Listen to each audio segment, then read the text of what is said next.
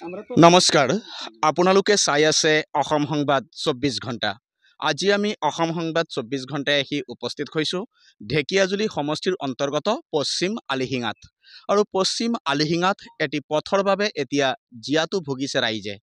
এই পথছোৱা বিগত বহু বছৰ ধৰি বিধ্বস্ত হৈ আছে যদিও এই বিধ্বস্ত পথছোৱা কোনো এখন চৰকাৰে নিৰ্মাণৰ ব্যৱস্থা কৰা নাই আৰু তাৰ কাৰণে এতিয়া ইয়াৰ যিসকল স্থানীয় ৰাইজ তেখেতলোকে বিভিন্ন কষ্টৰ সন্মুখীন হৈছে বা ইয়াত থকা যিসকল স্কুল কলেজৰ ছাত্ৰ ছাত্ৰী তেখেতলোকে নিজৰ শিক্ষানুষ্ঠানলৈ যাওঁতেও বহুত কষ্টৰ সন্মুখীন হ'বলগীয়া হৈছে আনকি যেতিয়া জৰুৰীকালীন সময় আহি পৰে তেতিয়া জৰুৰীকালীন সেৱাৰ বাহনসমূহ ইয়াত সোমাই আহিব নোৱাৰে আৰু আজি এনেদৰে তেখেতলোকে ওলাই আহিছে পথত এই পথছোৱা নিৰ্মাণৰ দাবীত আমি দেখুৱাই আছোঁ সামগ্ৰিক পৰিৱেশ এয়া হৈছে পশ্চিম আলিহিঙাৰ অতিকৈ গুৰুত্বপূৰ্ণ পথ য'ত নেকি প্ৰায় ১০০০ৰো অধিক পৰিয়াল বসবাস কৰে কিন্তু তাৰ পিছতো এই পৰিয়ালকেইটাই অহা যোৱা কৰা যি পথ এই পথছোৱা আজিলৈকে নিৰ্মাণ হৈ উঠা নাই আৰু তাৰ কাৰণে আজি তেখেতলোকে ক্ষোভ প্ৰকাশ কৰিছে তেখেতলোকে চৰকাৰক অনুৰোধ জনাইছে তেখেতলোকৰ যি বিধ্বস্ত পথছোৱা এই বিধ্বস্ত পথছোৱা নিৰ্মাণ কৰিব লাগে আৰু ইয়াতে আছে যিসকল ইয়াৰ স্থানীয় ৰাইজ তেখেতলোকৰ পৰা আমি কিছু কথা জনাৰ চেষ্টা কৰিম আজি দেখা গৈছে এই পশ্চিম আলিহিঙাৰ যি গুৰুত্বপূৰ্ণ পথ প্ৰায় ১০০০ পৰিয়াল অহা যোৱা কৰা এটা গুৰুত্বপূৰ্ণ পথ এই পথছোৱা নিৰ্মাণ নোহোৱাৰ বাবে আজি আপোনালোকে পথত ওলাই আহিছে পথ নিৰ্মাণৰ দাবীত কি ক'ব নাই এইখন বহুত চৰকাৰ আহিলে গ'ল আমাৰ পথখিনিলৈ আমি বহুত অসুবিধা আজি এই চৰকাৰক আমি অনুৰোধ জনাওঁ এটাই যে আমাৰ ল'ৰা ছোৱালীলৈ স্কুলত অহা যোৱা বহুত অসুবিধা আজি এটা এম্বুলেঞ্চ আহি পেলাই ইয়াত পেচেণ্ট এটা লৈ পেলাই যাব নোৱাৰে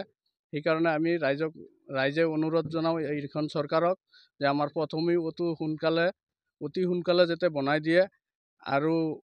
ইলেকশ্যনৰ সময়ত প্ৰত্যেক প্ৰতিনিধি আহে ভোট যেতিয়া লাগে লৈ যায় তাৰপিছত আহি আমাৰ খা খবৰ নলয় আমি বহুত কষ্টত ভুগি আছোঁ বাৰিষা সময়ত বাৰিষাত পানী হয় বানপানীৰ নিচিনা হৈ যায় আমি কেইবাবাৰ ভিডিঅ' বনাই MLA ছাৰক দেখাইছোঁ পঞ্চায়ত প্ৰতিনিধিকো দেখাইছোঁ এই ১৫ নং ৰাষ্ট্ৰীয় ঘাইপথৰ লগত আজি আমাৰ ভাৰতবৰ্ষৰ পিছপৰাই থকা জেগা থাকিলে আমাৰ এইখনেই আছে এইটো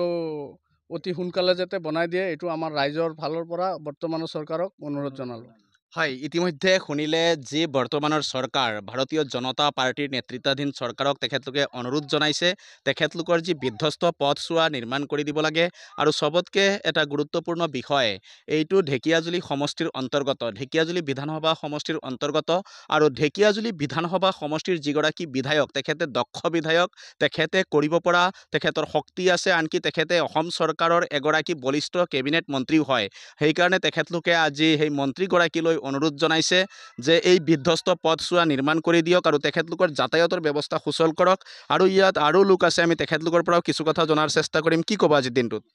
আমি প্ৰথমে আমাৰ সিঙ্গাল ছাৰক নমস্কাৰ জনালোঁ যে আমাৰ বাগানৰ কিনাৰ এই পলাৰবস্তি পঞ্চায়তৰ আণ্ডাৰত এইটো কয় পাঁচপৰা বস্তি তে সেই পাঁচপৰা বস্তিটো আমাৰ সিঙ্গাল ছাৰে যে আমাৰ ধৰি আমাৰ মিলি এই ৰাস্তাখন কৰি দিয়ে এইখনেই আমি অনুৰোধ জনালোঁ আৰু তেখেতে কিন্তু এগৰাকী দক্ষ মন্ত্ৰীও হয় তেখেতলোকে কৰিব পৰা শক্তি বহুত আছে তেখেতৰ হাতত কি আহ্বান জনাব এই ক্ষেত্ৰত তাক আমি বহুতবাৰ হাজাৰবাৰ তাক অনুৰোধ কৰিছোঁ যে আমাৰ এইখন ৰাস্তা বনাই দিয়ে এই সিঙ্গাল ছাৰক আমি ভাল পাওঁ হয় ইতিমধ্যে শুনিলে তেখেতলোকে যিগৰাকী ইয়াৰ বিধায়ক তথা মন্ত্ৰী তেখেতলোকক শ্ৰদ্ধা কৰে আৰু তেখেতলোকৰ এই সমস্যাৰ আজি অতি সোনকালে সমাধান কৰি দিয়ক তাৰে তেখেতলোকে আশা ৰাখিছে আৰু আমি দেখুৱাই আছোঁ সামগ্ৰিক পৰিৱেশ এয়া হৈছে পশ্চিম আলিহিঙাৰ এটা পথ আৰু এই পথছোৱাৰ অৱস্থা আজি এনেদৰে তথৈবচ হৈছে এই পথেৰে এতিয়া যাতায়াত কৰোঁতে ব্যাপক কষ্টৰ সন্মুখীন হৈছে স্থানীয় ৰাইজৰ লগতে আৰু যিসকল স্কুলীয়া ছাত্ৰ ছাত্ৰীসকল আৰু বিশেষকৈ জৰুৰীকালীন সেৱাৰ পৰা সম্পূৰ্ণৰূপে বঞ্চিত হ'বলগীয়া হয় তেখেতলোকে যেতিয়া